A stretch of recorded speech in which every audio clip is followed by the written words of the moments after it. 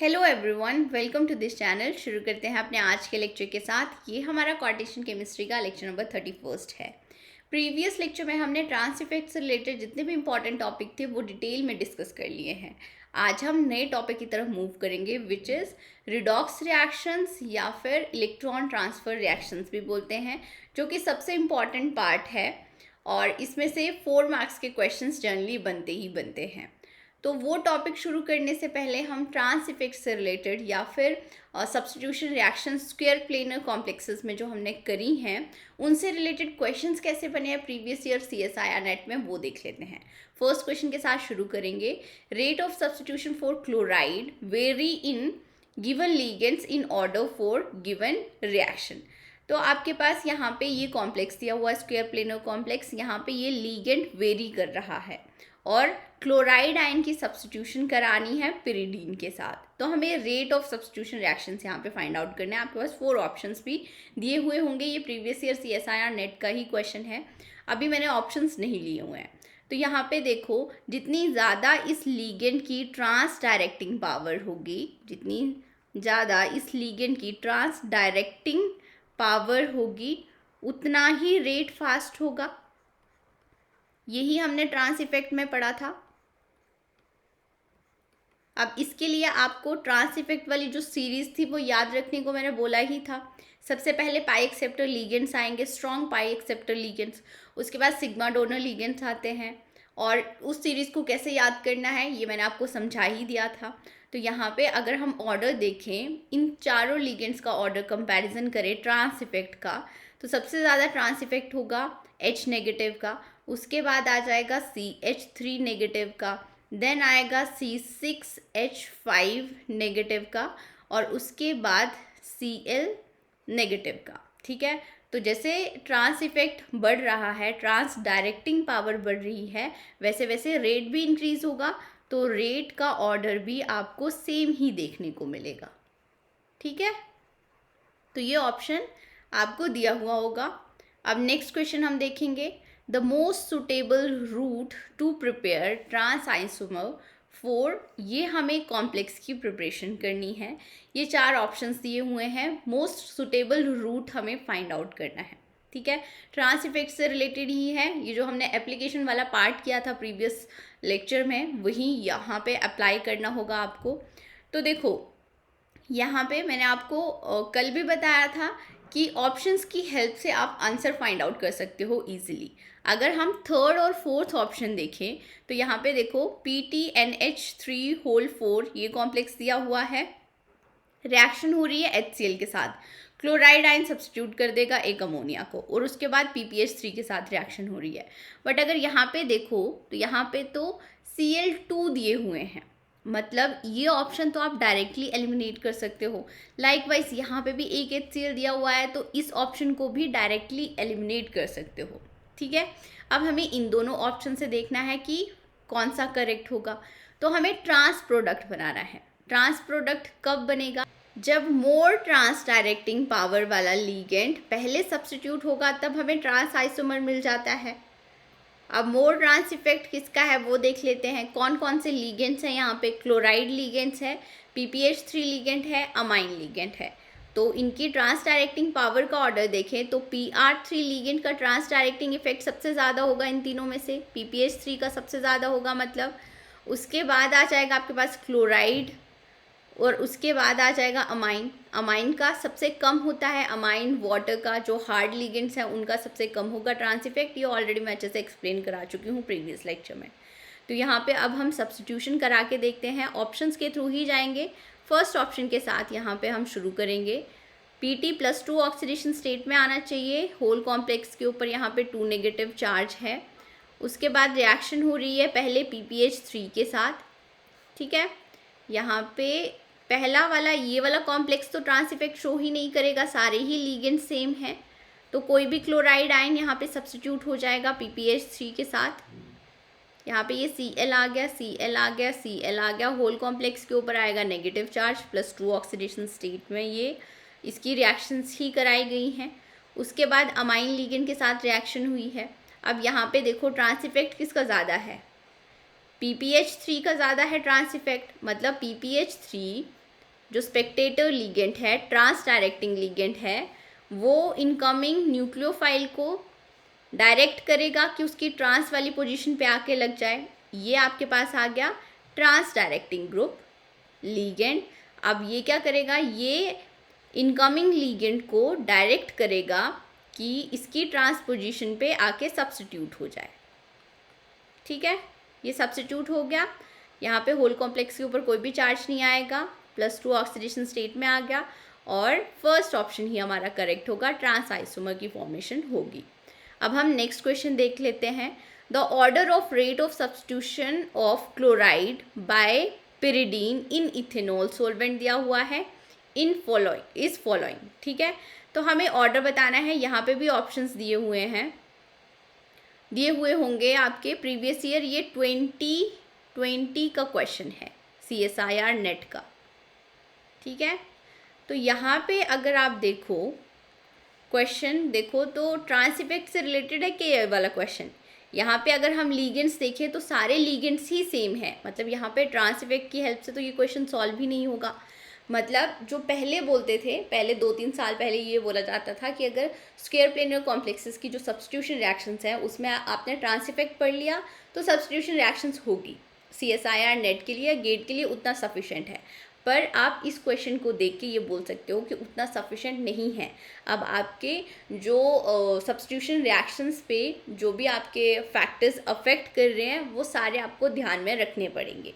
यहाँ पे क्या चीज़ वेरी हो रही है, यहाँ पे देखो सेंट्रल मेटल आयन वेरी हो रहा है, निकल है, प्लेटिनम है और PT है, +2 ऑक्सीडेशन स्टेट में ही है ये सारे। इनका प्रिंसिपल क्वांटम नंबर इंक्रीज हो रहा है। ये है 3D सीरीज का मेटल आयन, ये है 4D सीरीज का और ये है 5D सीरीज का मेटल आयन। और ये पिछले लेक्चर में मैंने आपको अच्छे से एक्सप्लेन करके बताया ही था, जहाँ पे हमने affect of central metal ion on ligand substitution reaction in square planar complexes में रेट यहाँ पे इन्वर्सली प्रोपोर्शनल होता है प्रिंसिपल क्वांटम नंबर के। तो इसको A कॉम्प्लेक्स, इसको B कॉम्प्लेक्स मान लो और इसको C कॉम्प्लेक्स मान लो। तो रेट का ऑर्डर क्या होगा, A के केस में सबसे फास्ट होगी रिएक्शन, देन आपके पास B, देन आपके पास C, ये आ जाएगा रेट का ऑर्डर। ठीक है, अब नेक्स्ट हम एक फैक्टर बचता है जो ligand substitution reaction in square planar complexes में अफेक्ट करता है, वो भी देख लेते हैं। ये लास्ट फैक्टर है effect of leaving group. Square planar complexes में जब लिगेंड सब्स्टिट्यूशन रिएक्शंस हम कर रहे थे उसमें मैकेनिज्म हमने देखा ही था, ये जाती है एसोसिएटिव मैकेनिज्म के थ्रू रिएक्शंस। ठीक है, एसोसिएटिव मैकेनिज्म में रेट डिटरमाइनिंग स्टेप में क्या स्टेप कौन सा था, लिगेंड की एसोसिएशन रेट डिटरमाइनिंग स्टेप था। मतलब यहाँ पे लिविंग ग्रुप कितनी जल्दी जा रहा है उसका ज़्यादा इम्पैक्ट तो नहीं पड़ता, बट स्टिल अगर आपसे क्वेश्चन पूछा जाए तो आपको ध्यान में रखना होगा, क्योंकि TBP इंटरमीडिएट से मैकेनिज्म अगर आपको प्रॉपर याद होगा तो स्क्वायर प्लेनर कॉम्प्लेक्स से सबसे पहले coordination number 5 square pyramidal geometry वाली स्पीसीज की फॉर्मेशन होती है। ठीक है, उसके बाद TBP स्टेबल इंटरमीडिएट या फिर ट्रांजिशन स्टेट की फॉर्मेशन होगी। उसके बाद फिर से ये स्क्वायर पिरामिडल ज्योमेट्री अटेन कर लेता है और उसके बाद यहाँ पे लिगेंड डिसोशिएट होगा, लिविंग ग्रुप और प्रोडक्ट की फॉर्मेशन होगी। मतलब रिएक्शन में अब ये लिविंग ग्रुप जितनी जल्दी डिसोशिएट होगा उतनी ही जल्दी प्रोडक्ट की फॉर्मेशन होगी। थोड़ा बहुत इम्पैक्ट पड़ेगा रेट के ऊपर, तो आपको बस क्या देखना है कि गुड लिविंग ग्रुप होगा तो रेट भी फास्ट होगा। ठीक है, अब good leaving group with respect to PT2 positive ion के विद रिस्पेक्ट अब हमें यहाँ पे देखना है। ऑर्गेनिक केमिस्ट्री वाला इसमें कॉन्सेप्ट मत लगाना। यहाँ पे देखो बॉन्डिंग PT2 पॉजिटिव के साथ जितनी अच्छे से होगी उतना ही वो लिविंग ग्रुप पोअर हो जाएगा। अगर यहाँ पे हम पाई एक्सेप्टर लिगेंड्स की बात करें तो उसके केस में तो पाई इंटरैक्शंस भी देखने को मिलती हैं, मतलब इसके केस में तो बॉन्डिंग अच्छे से होगी, तो इसीलिए यहाँ पे इसकी लिविंग टेंडेंसी बहुत कम है, ऑर्डर बहुत कम है। और अगर हम I negative, Br negative, Cl negative का केस लें तो यहाँ पे देखो I नेगेटिव सॉफ्ट करेक्टर, ये भी सॉफ्ट करेक्टर है, तो यहाँ पे बाइंडिंग अच्छे से होगी, इसीलिए इसकी लिविंग टेंडेंसी कम है। इसकी ज़्यादा होगी देन इसकी, और ये हार्ड नेचर का आ गया इसीलिए इसकी ज़्यादा है, इसकी लिविंग पावर सबसे ज़्यादा होगी। तो ध्यान में रखना अब ये लास्ट फैक्टर भी। अब नेक्स्ट हम अपने इम्पॉर्टेंट टॉपिक की तरफ चलेंगे जो है रिडॉक्स रिएक्शंस, और इनको इलेक्ट्रॉन ट्रांसफ़र रिएक्शंस भी बोला जाता है। ये बहुत इंपॉर्टेंट टॉपिक है, बट ये आपको तभी समझ में आएगा जब कोऑर्डिनेशन केमिस्ट्री का बेसिक आपको अच्छे से आता होगा। अभी तक हम लिगेंड सब्स्टिट्यूशन रिएक्शंस की बात कर रहे थे, ऑक्टाहेड्रल कॉम्प्लेक्सेस की और स्क्वायर प्लेनर कॉम्प्लेक्सेस की रिएक्शन मैकेनिज्म में हमने लिगेंड सब्स्टिट्यूशन रिएक्शंस की बात करी है। और यहाँ पे देखा ही होगा आपको कि कुछ ना कुछ केमिकल चेंजेस देखने को मिलेंगे, केमिकल चेंजेस देखने को मिलेंगे, ठीक है। बट यहाँ पे आप अगर रिएक्टेंट से प्रोडक्ट की फॉर्मेशन करते हो तो वहाँ पे सेंट्रल मेटल आयन की ऑक्सीडेशन स्टेट कभी चेंज नहीं होती, ये हमने देखा है, चेंज नहीं होगी। मतलब इसके केसेस में कॉम्प्लेक्सेस में इलेक्ट्रॉन की ट्रांसफ़र नहीं हो रही थी, इन टाइप की रिएक्शंस में इलेक्ट्रॉन की ट्रांसफ़र नहीं हो रही थी। अब हम नेक्स्ट पढ़ेंगे इलेक्ट्रॉन ट्रांसफ़र रिएक्शंस की, जिनको रिडॉक्स रिएक्शन भी बोला जाता है। रिडॉक्स रिएक्शन का क्या मतलब है कि यहाँ पे रिडक्शन प्लस ऑक्सीडेशन होगी, यहाँ पे एक रिडक्टेंट होगा एक ऑक्सीडेंट होगा, रिडक्शन भी होगी रिएक्शन में और ऑक्सीडेशन भी होगी।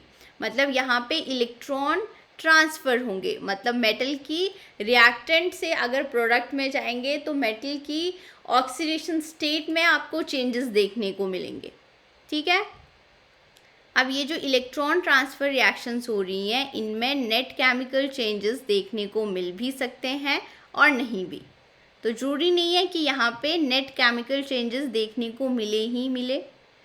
यहाँ पे नेट केमिकल चेंजेस हो भी सकते हैं और नहीं भी हो सकते हैं। नहीं होने का क्या मतलब है, डेल्टा जी नॉट की वैल्यू 0 आएगी और इक्विलिब्रियम कांस्टेंट की वैल्यू 1 आएगी। नेट केमिकल चेंज हो रहा है इसका क्या मतलब है, डेल्टा जी नॉट की वैल्यू नेगेटिव आएगी और के इक्विलिब्रियम कांस्टेंट की वैल्यू यहाँ पे ग्रेटर देन 1 आएगी। यह आपने इक्विलिब्रियम वाले चैप्टर में पढ़ा ही होगा, बहुत छोटी क्लासेस से हम पढ़ते आ रहे हैं। अब हम ये दो रिएक्शंस लेंगे, ये दोनों रिएक्शंस इलेक्ट्रॉन ट्रांसफ़र रिएक्शंस के एग्जाम्पल्स हैं। फर्स्ट रिएक्शन के साथ शुरू करते हैं। यहाँ पे ऑक्सीडेशन स्टेट है +3, यहाँ पे +2 ऑक्सीडेशन स्टेट है, और प्रोडक्ट में देखो इसकी +2 ऑक्सीडेशन स्टेट है और इसकी +3 ऑक्सीडेशन स्टेट है। मतलब यहाँ पे क्या हो रहा है, इलेक्ट्रॉन की ट्रांसफ़र हो रही है, इस कॉम्प्लेक्स से इस कॉम्प्लेक्स में इलेक्ट्रॉन की ट्रांसफ़र हो रही है। ये इलेक्ट्रॉन को लूज़ कर रहा है तो हम क्या बोलेंगे कि ये वाला कॉम्प्लेक्स ऑक्सीडाइज हो रहा है, और जो कॉम्प्लेक्स ऑक्सीडाइज होता है उसको बोलते हैं रिड्यूसिंग एजेंट या फिर बोल सकते हैं रिडक्टेंट। तो ये अब ध्यान में रखना, ये सारी टर्म्स यूज़ होंगी। और जो गेन कर रहा है इलेक्ट्रॉन उसको बोलेंगे कि रिड्यूस हो रहा है, ये है ऑक्सीडाइजिंग एजेंट और इसको ऑक्सीडेंट भी बोलते हैं, ठीक है। बट यहाँ पे देखो आप रिएक्टेंट और प्रोडक्ट को ऑब्जर्व करो, क्या इन दोनों को डिस्टिंग्विश कर पाओगे, नहीं, इन दोनों को डिस्टिंग्विश नहीं कर पाते हैं। तो इसीलिए इस रिएक्शन में हम बोल सकते हैं no net chemical changes, chemical changes आपको देखने को नहीं मिल रहे। बट इलेक्ट्रॉन ट्रांसफ़र रिएक्शन के तो ये एग्जाम्पल हैं ही। इन टाइप की रिएक्शंस को हम बोलते हैं self exchange reaction, exchange reactions. अब हम नेक्स्ट रिएक्शन की बात कर लेते हैं। यहाँ पे देखो ये है +2 ऑक्सीडेशन स्टेट में, ये है +3 ऑक्सीडेशन स्टेट में। अब ये आ गया +3 ऑक्सीडेशन स्टेट में और ये वाला मेटल आ गया +2 ऑक्सीडेशन स्टेट में। यहाँ पे इलेक्ट्रॉन ट्रांसफ़र हो रहा है डिफरेंट मेटल्स के बीच में, तो इनको सेल्फ एक्सचेंज रिएक्शंस नहीं बोलेंगे, इनको बोलेंगे क्रॉस एक्सचेंज रिएक्शन। और यहाँ पे आपको केमिकल चेंजेस दिख रहे हैं, यहाँ पे केमिकल चेंजेस हो रहे हैं।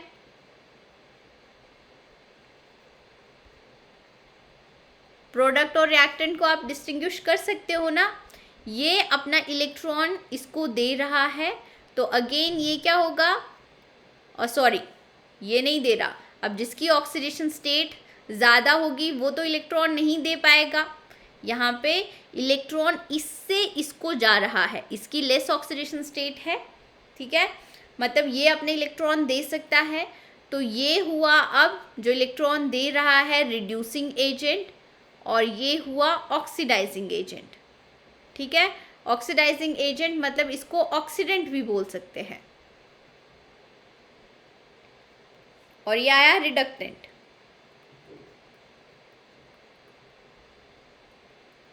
अब नेक्स्ट हम इलेक्ट्रॉन ट्रांसफ़र रिएक्शंस के मैकेनिज्म देखेंगे। यहाँ पे हम दो टाइप्स के मैकेनिज्म की बात करेंगे। फर्स्ट आता है inner sphere electron transfer mechanism और दूसरा आता है outer sphere electron transfer mechanism. तो फर्स्ट क्वेश्चन तो यही बनता है कि इलेक्ट्रॉन ट्रांसफ़र रिएक्शंस में दो मैकेनिज्म की क्या नीड पड़ी, वो समझने की कोशिश करते हैं। पहले ये दो रिएक्शंस हैं, दोनों रिएक्शंस में इलेक्ट्रॉन ट्रांसफ़र हो रहा है। यहाँ पे मेटल देखो +2 ऑक्सीडेशन स्टेट में है, यहाँ पे मेटल +3 ऑक्सीडेशन स्टेट में है, यहाँ पे भी मेटल +2 ऑक्सीडेशन स्टेट में है, +3 ऑक्सीडेशन स्टेट में है। इन दोनों रिएक्शंस को ऑब्जर्व करो, रिएक्टेंट्स को ऑब्जर्व करो, आपको ज़्यादा कोई डिफरेंस तो देखने को नहीं मिल रहा है। यहाँ पे मेटल देखो क्रोमियम आयन सी मेटल है, ऑक्सीडेशन स्टेट भी सेम है। डिफरेंस क्या है, ये क्लोराइड लिगेंड में डिफरेंस है। बट जब इनके रेट्स को स्टडी किया गया तो इनके रेट कांस्टेंट में बहुत ही ज़्यादा डिफरेंस देखने को मिला। 1.0 × 10⁻³ यहाँ पे रेट कांस्टेंट है फर्स्ट रिएक्शन के लिए, और सेकेंड रिएक्शन के लिए देखो 6 × 10⁵ यहाँ पे रेट कांस्टेंट में 10⁸ का डिफरेंस आपको देखने को मिल रहा है। मतलब जो सेकेंड वाली रिएक्शन है वो बहुत फास्ट है, ये इसका रेट बहुत फास्ट है एज़ कम्पेयर टू फर्स्ट वाली रिएक्शन से। मतलब इन दोनों रिएक्शंस के मैकेनिज्म क्या होंगे, डिफरेंट मैकेनिज्म फॉलो हो रहे होंगे, तभी रेट में इतना ज़्यादा डिफरेंस देखने को मिल रहा है।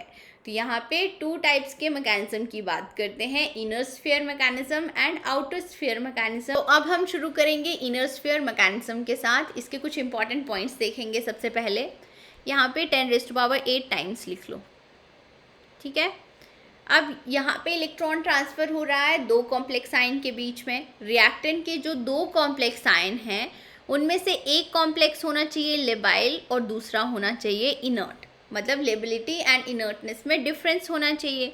तो हम यहाँ पे रिडॉक्स रिएक्शंस की बात कर रहे हैं, एक होगा ऑक्सीडेंट और दूसरा होगा रिएक्टेंट में रिडक्टेंट। अब ये जो ऑक्सीडेंट होता है ये जनरली इनर्ट होगा और ये जनरली लेबाइल होगा, और इन दोनों के बीच में इलेक्ट्रॉन्स की ट्रांसफ़र होगी। अब फर्स्ट स्टेप में क्या होगा कि ब्रिज्ड इंटरमीडिएट की फॉर्मेशन होती है। मतलब यहाँ पे जो ऑक्सीडेंट है, ऑक्सीडेंट के पास ऐसा लिगेंड प्रेजेंट होना चाहिए, एटलीस्ट एक ऐसा लिगेंड प्रेजेंट होना चाहिए जो ब्रिजिंग कर सके, दोनों मेटल आयंस के बीच में ब्रिजिंग कर सके। यहाँ पे ये एक मेटल आयन है और दूसरा ये मेटल आयन है, इन दोनों में ब्रिजिंग करने के लिए एक लिगेंड होना चाहिए।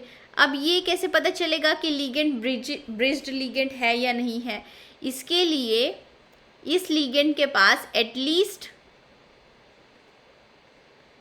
2 लोन पेयर प्रेजेंट होने चाहिए, या फिर हम बोल सकते हैं कि 2 डोनर साइड्स होनी चाहिए, 2 डोनर साइड्स होनी चाहिए। जैसे कि NO2 नेगेटिव में होती हैं, SCN नेगेटिव में होती हैं, एक ये आगे डोनर साइड। तो ऐसे लिगेंड को हम ब्रिजिंग लिगेंड्स बोलेंगे। अब यहाँ पे हम ये रिएक्शंस की बात कर रहे थे, यहाँ पे देखो ये एक लिगेंड ऐसा है जो ब्रिज्ड लिगेंड की तरह एक्ट करेगा। ये किसकी तरह एक्ट करेगा? ब्रिज्ड लिगेंड की तरह एक्ट करेगा। और यहाँ पे मेटल +3 ऑक्सीडेशन स्टेट में है, D3 इलेक्ट्रॉनिक कॉन्फ़िगरेशन है, तो ये वाला कॉम्प्लेक्स क्या होगा? इनर्ट होगा। कौन सा कॉम्प्लेक्स इनर्ट होगा, कौन सा लेबाइल होगा, ये आपको ध्यान में रखना होगा। अब यहाँ पे ये D4 इलेक्ट्रॉनिक कॉन्फ़िगरेशन आएगी, तो ये वाला कॉम्प्लेक्स क्या होगा? लेबाइल होगा, ठीक है। और इलेक्ट्रॉन की ट्रांसफ़र कहाँ से कहाँ होगी, यहाँ पे लोअर ऑक्सीडेशन स्टेट है तो इस कॉम्प्लेक्स से इस कॉम्प्लेक्स पे इलेक्ट्रॉन की ट्रांसफ़र होगी। अब ये इलेक्ट्रॉन अपना लूज़ कर रहा है, मतलब ये रिड्यूसिंग एजेंट हुआ। ये इलेक्ट्रॉन गेन कर रहा है तो ये ऑक्सीडाइजिंग एजेंट हुआ। ये ऑक्सीडाइजिंग एजेंट है, इनर्ट नेचर का है, यहाँ पे ब्रिजिंग लिगेंड प्रेजेंट है। तो यहाँ पे इस रिएक्शन में इलेक्ट्रॉन का ट्रांसफ़र जो होगा वो कौन से मैकेनिज्म के थ्रू होगा, इनर स्फीयर मैकेनिज्म के थ्रू होगा। ठीक है, अब हम नेक्स्ट पॉइंट देख लेते हैं। नेक्स्ट पॉइंट में बोला गया है कि ज़्यादातर ब्रिजिंग लिगेंड की भी ट्रांसफ़र हो जाती है ऑक्सीडेंट टू रिडक्टेंट में जब प्रोडक्ट की फॉर्मेशन होगी। ऑलवेज नहीं बोलेंगे हम, ज़्यादातर होता है ये। कौन सी रिएक्शंस में होगा, कौन सी में नहीं होगा, ये हम देख लेंगे अभी एग्जांपल्स लेके, और ये डिपेंड करता है नेचर ऑफ कॉम्प्लेक्सेस के ऊपर। नेक्स्ट पॉइंट है कि अब इलेक्ट्रॉन की ट्रांसफ़र अगर सेम ऑर्बिटल्स में हो रही है, ये आपके पास दो रिएक्टेंट है, ठीक है, और इन दोनों रिएक्टेंट्स के ईजी ऑर्बिटल्स में ही इलेक्ट्रॉन्स की ट्रांसफ़र हो रही है तो रेट फास्ट होगा as compare to different symmetry वाले, या हम बोल सकते हैं कि अगर इलेक्ट्रॉन का ट्रांसफ़र Eg से T2G में हो रहा है, अब डिफरेंट ऑर्बिटल्स में इलेक्ट्रॉन का ट्रांसफ़र हो रहा है तो इसके केस में रेट स्लो होगा। ठीक है, अब प्रॉपर मैकेनिज्म हम देखेंगे। मैकेनिज्म में ये 3 स्टेप्स होते हैं जनरली। फर्स्ट स्टेप होगा फॉर्मेशन ऑफ ब्रिज्ड इंटरमीडिएट, जिसको प्रीकर्सर कॉम्प्लेक्स भी बोलते हैं। अब ये भी ध्यान में रखना, जो ब्रिज्ड इंटरमीडिएट होगा फर्स्ट स्टेप में फॉर्मेशन होगी उसको प्रीकर्सर कॉम्प्लेक्स बोलेंगे। उसके बाद इलेक्ट्रॉन की ट्रांसफ़र होती है जिसको हम बोलते हैं सक्सेसर कॉम्प्लेक्स। इलेक्ट्रॉन की ट्रांसफ़र के बाद जो इंटरमीडिएट मिलेगा हमें उसको सक्सेसर कॉम्प्लेक्स बोलेंगे। और उसके बाद डिसोशिएशन हो जाती है और प्रोडक्ट्स को हम सेपरेट कर लेते हैं। इसके बाद कभी कभी एक और स्टेप होता है कि अगर रिएक्शन की हाइड्रोलिसिस कराई जाए, एसिडिक हाइड्रोलिसिस कराई जाती है और उसके बाद डिफरेंट प्रोडक्ट मिलते हैं। ये जब करेंगे तब आपको ज़्यादा समझ में आ जाएगा। तो अब हम फर्स्ट रिएक्शन के साथ शुरू करेंगे और प्रॉपर मैकेनिज्म के साथ प्रोडक्ट क्या क्या मिलेगा ये देखते हैं। सबसे पहले तो आपको पता होना चाहिए ऑक्सीडेंट कौन सा है, रिडक्टेंट कौन सा है। तो यहाँ पे देखो, अब ये आ रहा है +2 ऑक्सीडेशन स्टेट में, ये आ रहा है +3 ऑक्सीडेशन स्टेट में। तो लोअर ऑक्सीडेशन स्टेट से इलेक्ट्रॉन ट्रांसफ़र होगा हायर ऑक्सीडेशन स्टेट वाले कॉम्प्लेक्स में। ये इलेक्ट्रॉन लूज़ कर रहा है, मतलब ये क्या हुआ, अब रिडक्टेंट हुआ, रिड्यूसिंग एजेंट हुआ, रिडक्टेंट आ गया ये, और ये गेन कर रहा है इलेक्ट्रॉन, तो इसको बोलेंगे ऑक्सीडेंट। और हमने क्या बोला था, जनरली जो ऑक्सीडेंट होते हैं वो इनर्ट नेचर के होते हैं, वो भी हम देख लेंगे यहाँ पे। कोबाल्ट +3 ऑक्सीडेशन स्टेट में इलेक्ट्रॉनिक कॉन्फ़िगरेशन क्या होगी, D6 होगी। अमाइन के साथ ये लो स्पिन कॉम्प्लेक्स बनाता है जनरली। अब ये सब कुछ आपको पता होना चाहिए, ये बेसिक है। तो यहाँ पे T2G में 6 इलेक्ट्रॉन्स आएंगे और Eg में 0 इलेक्ट्रॉन्स आएंगे।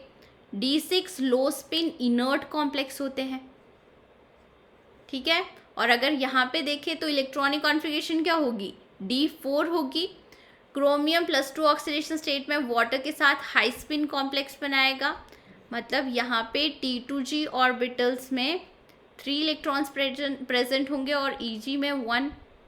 और D4 हाई स्पिन लिबाइल होता है, ठीक है। और आपको यहाँ पे ये भी ध्यान में रखना होगा कि T2G ऑर्बिटल्स को पाई स्टार भी बोलते हैं। पाई स्टार्स में 6 इलेक्ट्रॉन्स हैं और इनको सिग्मा स्टार बोलेंगे, 0। और यहाँ पे आ गया आपके पास पाई स्टार में 3 इलेक्ट्रॉन्स प्रेजेंट है और सिग्मा स्टार में 1 इलेक्ट्रॉन प्रेजेंट है। अब इलेक्ट्रॉन कहाँ से कहाँ ट्रांसफ़र हो रहा है, यहाँ पे देखो सिग्मा स्टार से सिग्मा स्टार में ही इलेक्ट्रॉन की ट्रांसफ़र होगी। इसके इलेक्ट्रॉन की ट्रांसफ़र कहाँ से कहाँ होती है, हाईएस्ट ऑक्यूपाइड मॉलिक्यूलर ऑर्बिटल से लोएस्ट अनऑक्यूपाइड मॉलिक्यूलर ऑर्बिटल में इलेक्ट्रॉन की ट्रांसफ़र होगी। तो यहाँ पे इलेक्ट्रॉन की ट्रांसफ़र हो रही है sigma star to sigma star में ही, मतलब यहाँ पे रेट क्या होगा, फास्ट होगा, ठीक है। अब हम रिएक्शन देखते हैं कैसे होगी। तो सबसे पहले ब्रिज्ड इंटरमीडिएट की फॉर्मेशन होगी। यहाँ पे Cl ब्रिज्ड लीगेंड है, दोनों मेटल के साथ अटैच करेगा, ये आ गया CO, ये आ गया Cr, और यहाँ पे अमाइन लीगेंड्स हैं, ये आगे NH3, 5 लीगेंड्स लगे हुए हैं। अब ये ब्रिज्ड इंटरमीडिएट की फॉर्मेशन कैसे होती है, यहाँ से जो लेबाइल वाला कॉम्प्लेक्स है उसमें से एक लीगेंड चला जाएगा, यहाँ से वाटर चला जाएगा, ठीक है, ये आ गया, और Cr यहाँ पे वाटर के 5 मॉलिक्यूल्स आ जाएंगे। अब होल इस इंटरमीडिएट के ऊपर चार्ज क्या आएगा, बस इन दोनों को ऐड कर दो, जो होल कॉम्प्लेक्सेस के चार्जेस हैं उनको ऐड कर दो, यहाँ पे +4 आ जाएगा, ठीक है।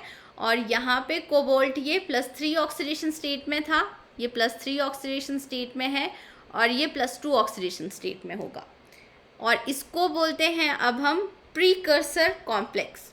इसको क्या बोलते हैं, प्रीकर्सर कॉम्प्लेक्स। अब नेक्स्ट स्टेप में क्या होगा कि इस प्रीकर्सर कॉम्प्लेक्स से सक्सेसर कॉम्प्लेक्स की फॉर्मेशन होगी, मतलब यहाँ पे इलेक्ट्रॉन की ट्रांसफ़र होगी। इस ब्रिज्ड लीगेंड के थ्रू इलेक्ट्रॉन की ट्रांसफ़र होती है, तो यहाँ से इलेक्ट्रॉन जाएगा यहाँ पे, और उसके बाद यहाँ से इलेक्ट्रॉन जाएगा यहाँ पे, ठीक है। अब लिखते हैं हम सक्सेसर कॉम्प्लेक्स, तो यहाँ पे अब +2 ऑक्सीडेशन स्टेट हो जाएगी, इलेक्ट्रॉन गेन कर लिया है, और यहाँ पे इसने इलेक्ट्रॉन लूज़ कर लिया है तो +3 ऑक्सीडेशन स्टेट हो जाएगी। यहाँ पे आ जाएगा वाटर के 5 मॉलिक्यूल्स, और साथ में बाकी लीगेंड्स तो लगे हुए होंगे। यहाँ पे आगे अमाइन 5 लीगेंड्स हैं। होल कॉम्प्लेक्स के ऊपर या होल इंटरमीडिएट के ऊपर चार्ज क्या रहेगा, अगेन 4+ ही रहेगा चार्ज। इसको बोलते हैं सक्सेसर कॉम्प्लेक्स।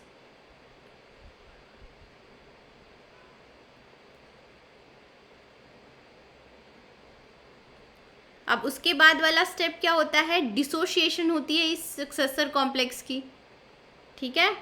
अब डिसोशिएशन कहाँ से होगी ये आपको देखना है, तो इसके लिए देखो, अब ये कोबाल्ट +2 ऑक्सीडेशन स्टेट में D7 इलेक्ट्रॉनिक कॉन्फ़िगरेशन होगी। यहाँ पे क्या होगी, D7 इलेक्ट्रॉनिक कॉन्फ़िगरेशन, और D7 इलेक्ट्रॉनिक कॉन्फ़िगरेशन वाले कॉम्प्लेक्सेस क्या होते हैं, लेबाइल होते हैं, ठीक है। और यहाँ पे क्रोमियम +3 ऑक्सीडेशन स्टेट में है, +3 ऑक्सीडेशन स्टेट में D3 इलेक्ट्रॉनिक कॉन्फ़िगरेशन होगी, और D3 इलेक्ट्रॉनिक कॉन्फ़िगरेशन वाले कॉम्प्लेक्सेस क्या होते हैं, इनर्ट, ठीक है। तो अब बॉन्ड कहाँ से ब्रेक होगा, लेबाइल वाली साइड से बॉन्ड ब्रेक होगा, यहाँ से बॉन्ड ब्रेक होगा, ठीक है, ये ध्यान में रखना होगा। ये बॉन्ड की ब्रेकिंग होगी, और यहाँ पे आपको मिल जाएगा अब CONH3(5) +2 ऑक्सीडेशन स्टेट में, प्लस यहाँ पे आ जाएगा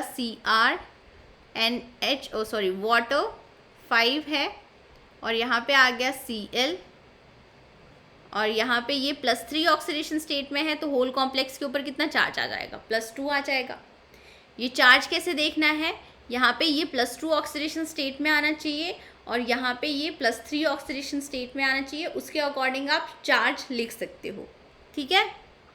अब इसके बाद अगर आपके पास हाइड्रोलिसिस भी दी हुई है, यहाँ पे देखो प्रॉपर रिएक्शन में हम एसिड हाइड्रोलिसिस करा रहे हैं, तो यहाँ पे क्या होगा, 5 मॉलिक्यूल्स ऑफ H3O पॉजिटिव दिए हुए हैं, तो अब इस कॉम्प्लेक्स के साथ रिएक्शन होगी, और यहाँ पे ये सारे लीगेंड्स वाटर के साथ एक्सचेंज हो जाएंगे, एसिड हाइड्रोलिसिस होगी। ये आपको पता ही है कैसे होगी, यहाँ पे +2 ऑक्सीडेशन स्टेट आ जाएगी, प्लस यहाँ पे NH4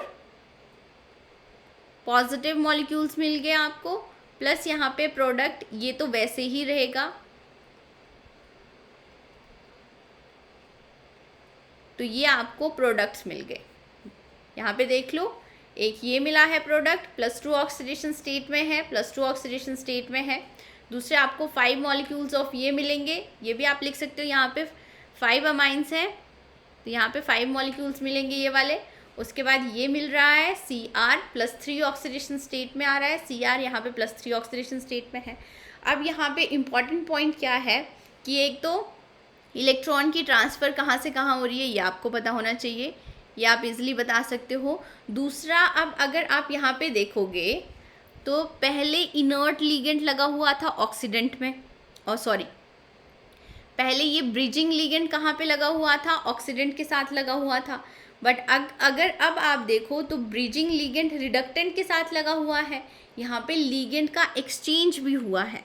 तो आप यहाँ पे सेकेंड पॉइंट क्या लिखोगे कि देयर इज ट्रांसफर ऑफ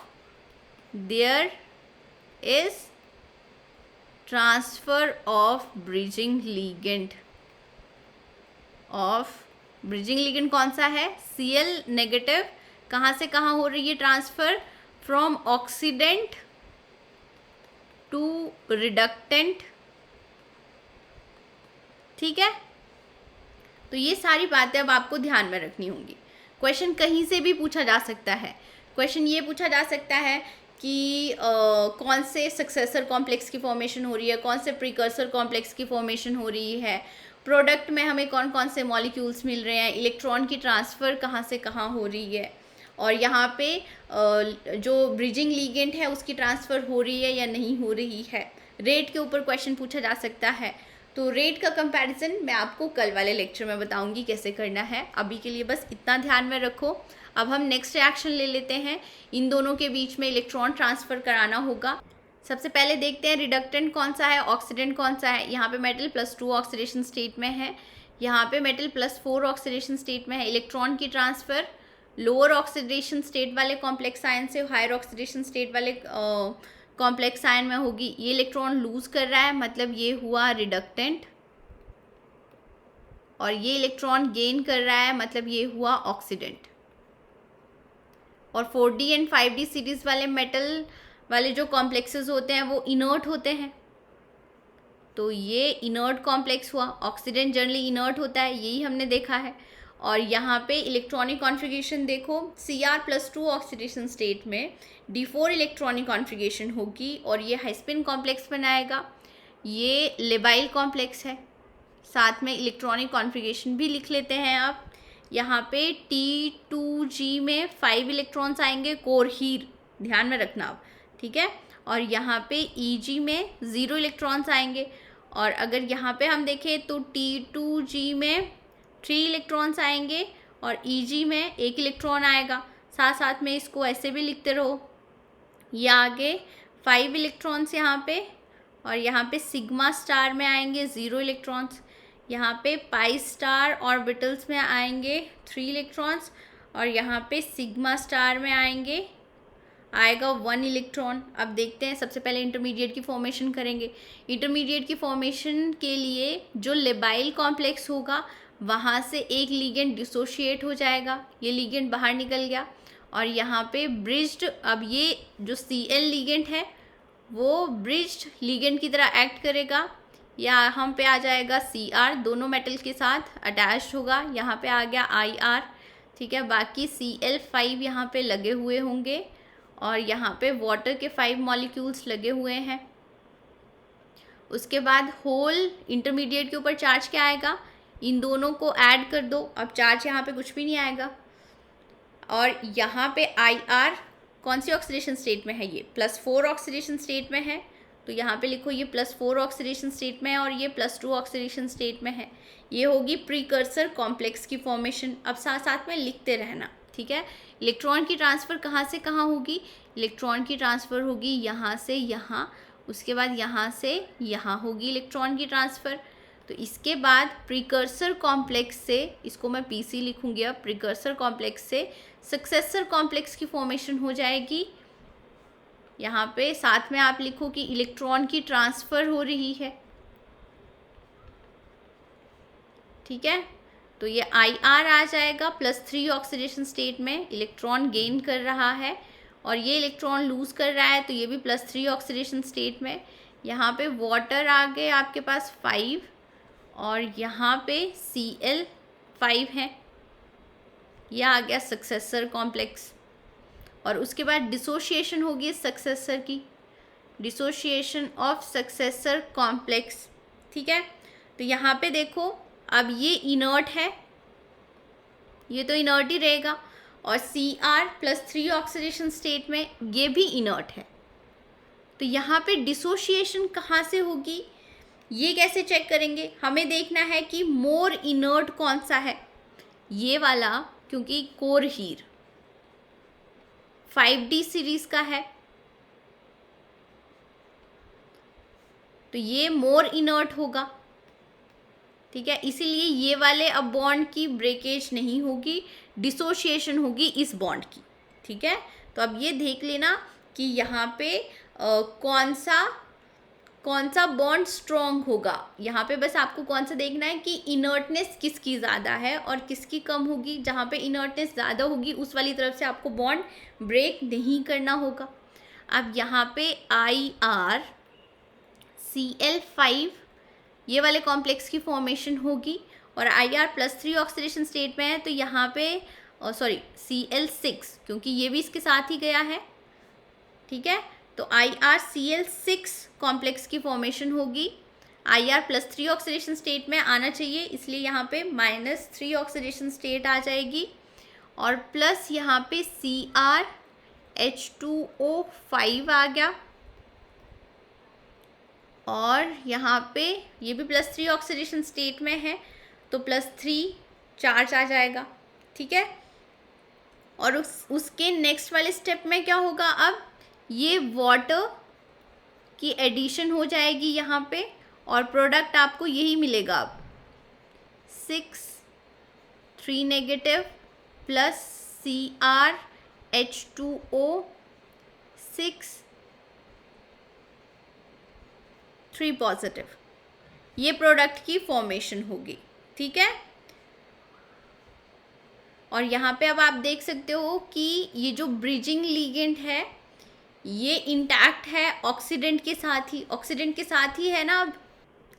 अब हम नेक्स्ट रिएक्शन देखते हैं। देखो जितनी भी मैं रिएक्शंस कराऊंगी उसमें कुछ ना कुछ नई बात आपको सीखने को मिलेगी ही। यहाँ पे इन दोनों कॉम्प्लेक्स आयन के बीच में अब इलेक्ट्रॉन की ट्रांसफ़र कराएंगे। सबसे पहले देखते हैं ऑक्सीडेंट कौन सा है और रिडक्टेंट कौन सा है। ये +2 ऑक्सीडेशन स्टेट में है, यहाँ पे मेटल +3 ऑक्सीडेशन स्टेट में है, मतलब इलेक्ट्रॉन का ट्रांसफ़र होगा यहाँ से यहाँ। ये इलेक्ट्रॉन लूज़ कर रहा है तो ये हुआ रिडक्टेंट, और ये इलेक्ट्रॉन गेन कर रहा है तो ये हुआ ऑक्सीडेंट। ठीक है, यहाँ पे अब ये D5 इलेक्ट्रॉनिक कॉन्फ़िगरेशन है, ये आपके पास स्ट्रॉन्ग फील्ड लिगेंड है तो लो स्पिन कॉम्प्लेक्स होगा, और D5 लो स्पिन कॉम्प्लेक्स इनर्ट होते हैं, ये आपको अब पता होना चाहिए। ठीक है, और यहाँ पे अगर हम कोऑर्डिनेशन नंबर की बात करें तो 5 आ रहा है, और कोऑर्डिनेशन नंबर 5 वाले और 4 वाले जो कॉम्प्लेक्सेस होंगे वो लेबाइल होंगे, ये मैंने ऑलरेडी आपको बताया हुआ है। अब फर्स्ट स्टेप में क्या यहाँ पे लिगेंड डिसोशिएट करने की ज़रूरत है, कोऑर्डिनेशन नंबर 4 है, तो जो इंटरमीडिएट की फॉर्मेशन होगी उसके लिए कोऑर्डिनेशन नंबर 5 है, तो यहाँ पे वेकेंट साइड ऑलरेडी प्रेजेंट है, तो जो ब्रिज्ड इंटरमीडिएट मिलेगा उसके लिए यहाँ से अब लिगेंड रिमूव करने की ज़रूरत नहीं पड़ेगी। ठीक है, तो यहाँ पे अब हम बना देते हैं ब्रिज्ड इंटरमीडिएट। ये आ गया आपके पास CN ब्रिजिंग लिगेंड, यहाँ पे आ जाएगा CO, ये आ जाएगा CN5, और यहाँ पे ये आयरन के साथ भी अटैच्ड है, और यहाँ पे CN5।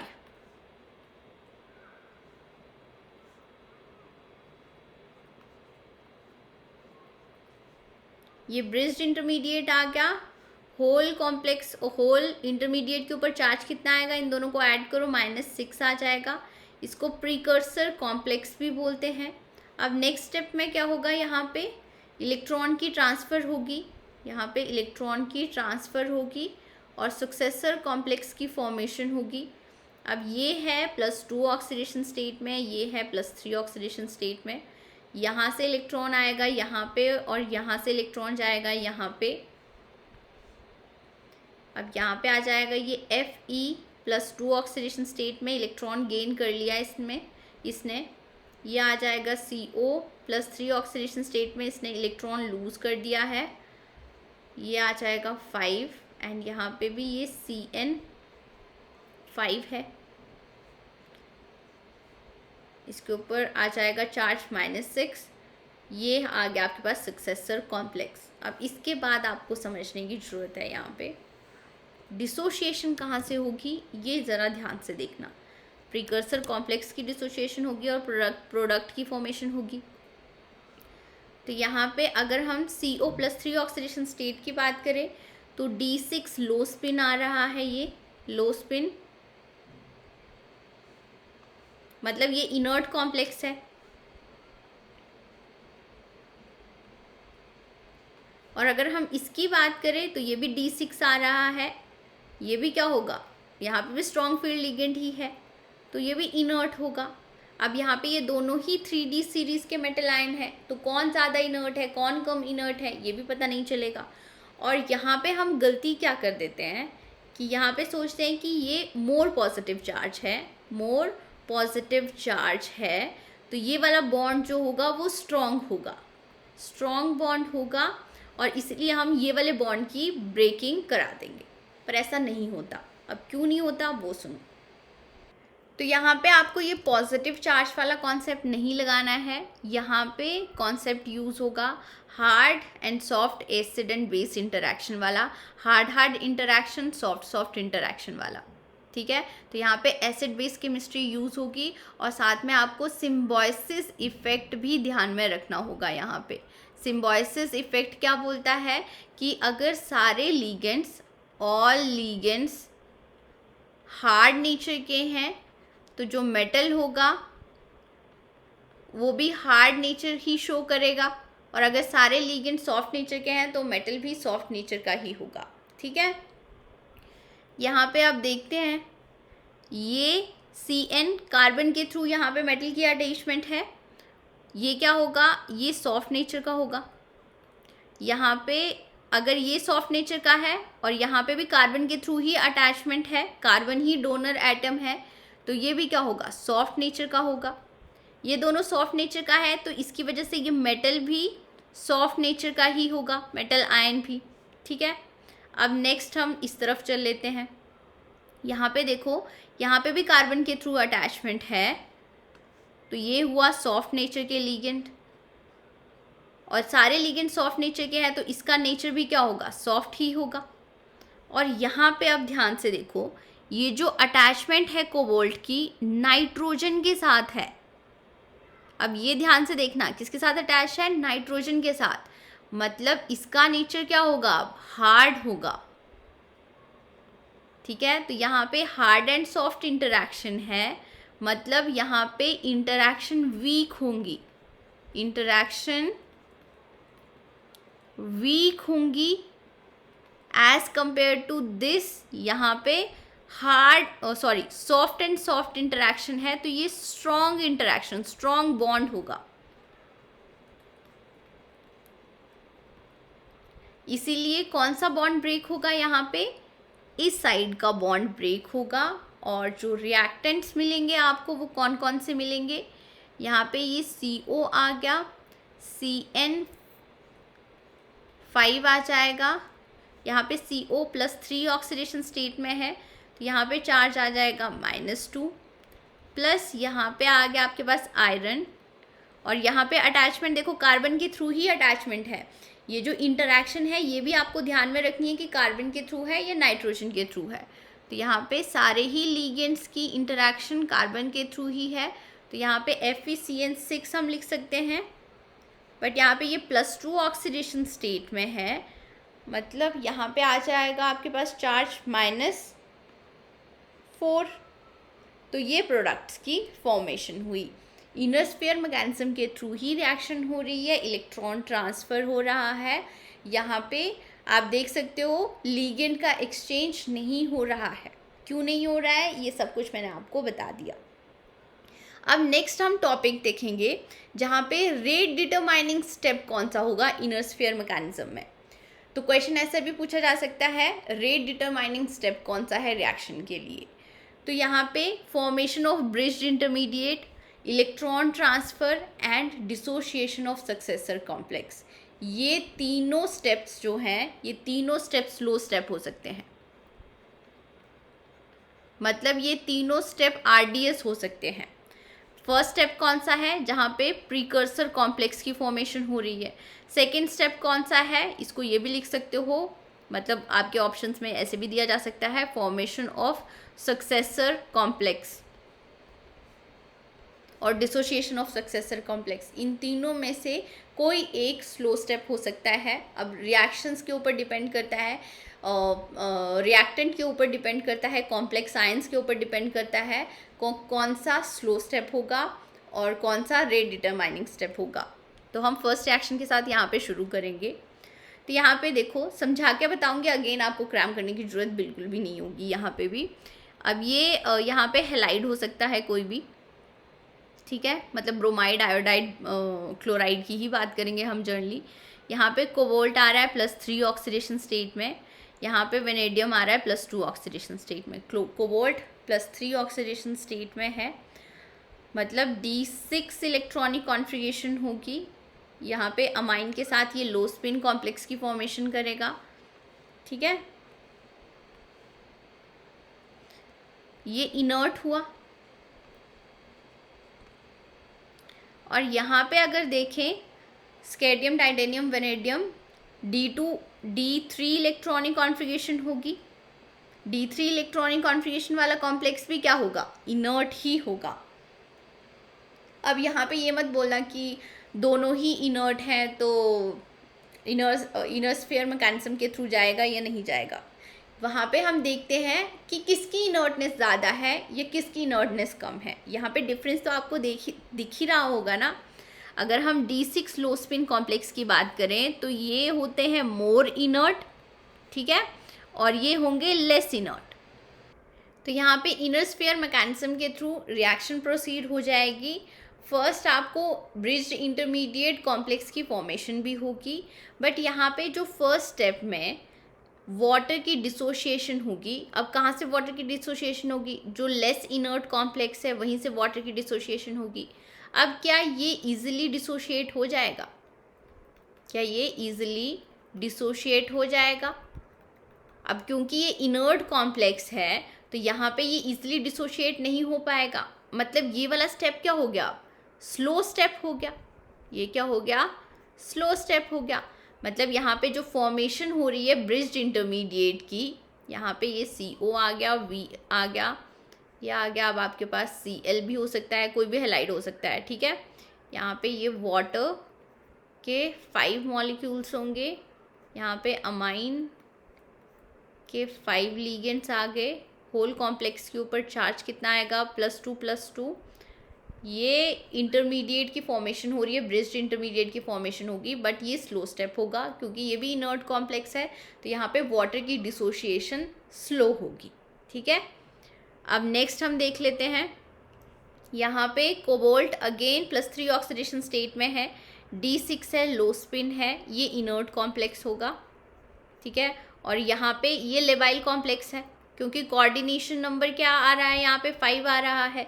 तो यहाँ पे ये वाला स्टेप क्या होगा, ये तो फास्ट स्टेप ही होगा क्योंकि यहाँ पे तो डिसोशिएशन की नीड ही नहीं पड़ेगी।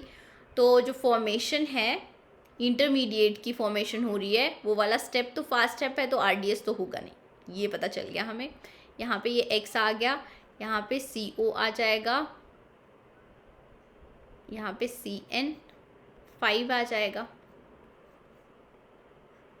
और यहाँ पे 1 नेगेटिव चार्ज आ जाएगा। अब उसके बाद देखते हैं इलेक्ट्रॉन्स की ट्रांसफ़र होगी। यहाँ पे ये आ गया, अब आपके पास चार्ज आएगा, यहाँ पे 2 +2 चार्ज आ जाएगा, और यहाँ पे +3 चार्ज है।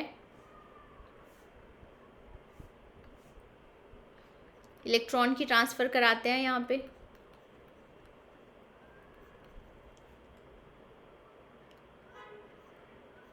CO +3 आ जाएगा, यहाँ पे CN5 है, और यहाँ पे CO आ जाएगा, ये +2 ऑक्सीडेशन स्टेट में अमाइन आ गए। अब ये इलेक्ट्रॉन ट्रांसफ़र वाला स्लो स्टेप है या नहीं है, ये इस स्टेप से पता चलेगा आपको।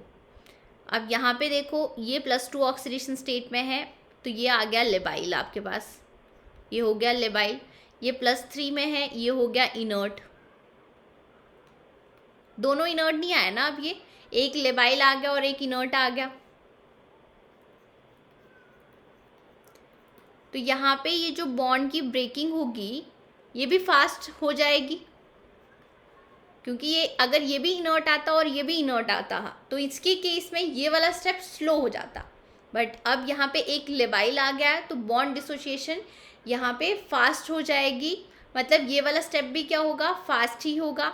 ये जो सक्सेसर कॉम्प्लेक्स से प्रोडक्ट की फॉर्मेशन हो रही है ये भी फास्ट स्टेप है। तो अब कौन सा स्टेप बचा, ये तीसरा वाला स्टेप जो होगा, सॉरी जो इलेक्ट्रॉन ट्रांसफ़र वाला स्टेप होगा, यही स्लो स्टेप होगा और यही आरडीएस स्टेप होगा। क्रैम करने की कोई ज़रूरत नहीं है।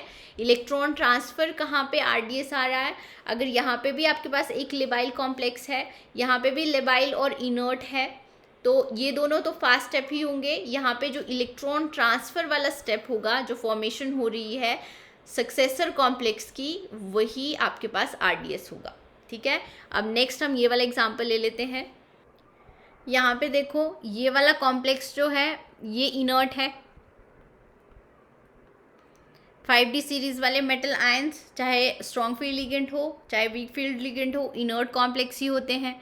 यहाँ पे अगर हम कॉन्फ़िगरेशन देखें तो D4 इलेक्ट्रॉनिक कॉन्फ़िगरेशन आ रही है।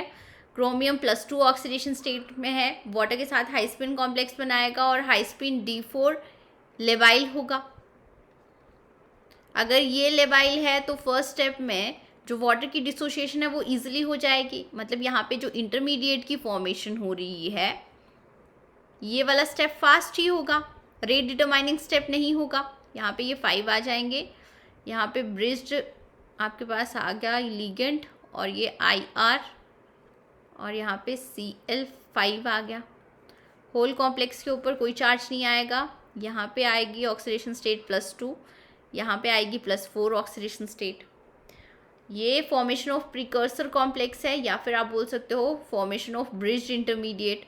अब इसके बाद हम इलेक्ट्रॉन की ट्रांसफ़र कराएंगे यहाँ से यहाँ और यहाँ से यहाँ, तो यहाँ पे IR आ जाएगा +3 ऑक्सीडेशन स्टेट में Cl5, उसके बाद यहाँ पे Cl आ गया, Cr +3 ऑक्सीडेशन स्टेट में इलेक्ट्रॉन इसने लूज़ किया है तो ये आ जाएगा 5। अब यहाँ पे ये इलेक्ट्रॉन ट्रांसफ़र हो गया, फॉर्मेशन होगी सक्सेसर कॉम्प्लेक्स की। अब इसके बाद हमें प्रोडक्ट की फॉर्मेशन करनी है, डिसोसिएशन होगी, मतलब डिसोसिएशन होगी सक्सेसर कॉम्प्लेक्स की।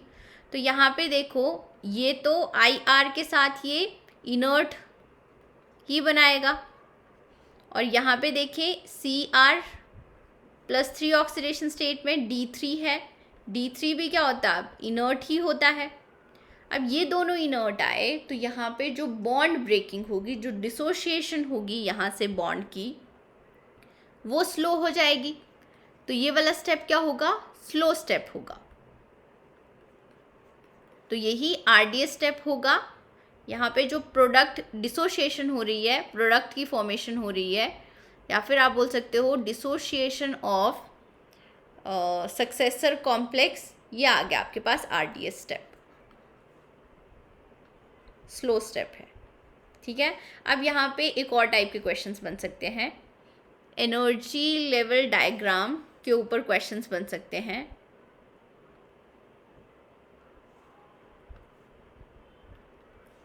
यहाँ पे ये दी हुई है रिएक्शन प्रोग्रेस। किसी भी रिएक्शन के लिए आपको ग्राफ पूछा जा सकता है। ये एनर्जी है, तो यहाँ पे ये देखो, अब ये रिएक्टेंट है।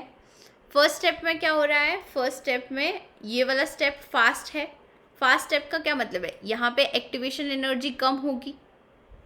सेकेंड स्टेप भी, अगर ये स्लो स्टेप है, आरडीएस है, तो ये भी कंपैरेटिवली क्या होगा, फास्ट ही होगा। ठीक है, तो यहाँ पे भी एक्टिवेशन एनर्जी कम होगी। अगर इस स्टेप की बात करें तो ये स्लो स्टेप है। अब अगर स्लो स्टेप है तो यहाँ पे एक्टिवेशन एनर्जी क्या होगी, ज़्यादा होगी सारे स्टेप्स के कंपैरेटिवली में। तो यहाँ पे देख लो एक्टिवेशन एनर्जी ज़्यादा आएगी। तो ऐसा ग्राफ पूछा जा सकता है आपसे। लाइकवाइज अब यहाँ पे भी आप ग्राफ बना सकते हो। अब यहाँ पे भी फर्स्ट स्टेप क्या है, स्लो स्टेप, फास्ट स्टेप है, तो एक्टिवेशन एनर्जी यहाँ पे कम आएगी, यहाँ पे एक्टिवेशन एनर्जी कम आएगी। अब यहाँ पे सेकेंड स्टेप स्लो स्टेप है, तो यहाँ पे एक्टिवेशन एनर्जी सबसे ज़्यादा होगी। ठीक है, कुछ इस तरह का ग्राफ देखने को मिलेगा। एक्टिवेशन एनर्जी सेकेंड स्टेप में सबसे ज़्यादा होगी। यहाँ पे क्या हो रहा है, ये प्रिकर्सर कॉम्प्लेक्स की फॉर्मेशन हो रही है, यहाँ पे सक्सेसर कॉम्प्लेक्स की फॉर्मेशन हो रही है, और यहाँ पे प्रोडक्ट की फॉर्मेशन हो रही है। लाइकवाइज अगर हम इस रिएक्शन के लिए ग्राफ ड्रॉ करें, तो यहाँ पे फर्स्ट स्टेप में ही सबसे ज़्यादा होगा एक्टिवेशन एनर्जी, सबसे ज़्यादा होगी एक्टिवेशन एनर्जी EA।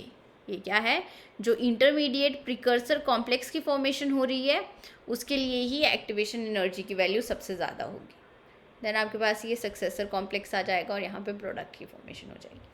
तो बाकी ये जो रिएक्शंस मैंने कराई हैं, यहाँ पे आप देख सकते हो कि कौन सा स्टेप स्लो स्टेप होगा, ये अब इजीली आप डिसाइड कर सकते हो, कुछ भी क्रैम करने की ज़रूरत नहीं है। आई होप आपको समझ में आ गया होगा। इस लेक्चर को मैं यहीं पे फिनिश कर रही हूँ। नेक्स्ट लेक्चर में हम remote attack and adjacent attack के बारे में पढ़ेंगे, और उसके बाद रिएक्शन का रेट कौन से फैक्टर्स के ऊपर डिपेंड करता है वो सब कुछ पढ़ेंगे। Thank you guys.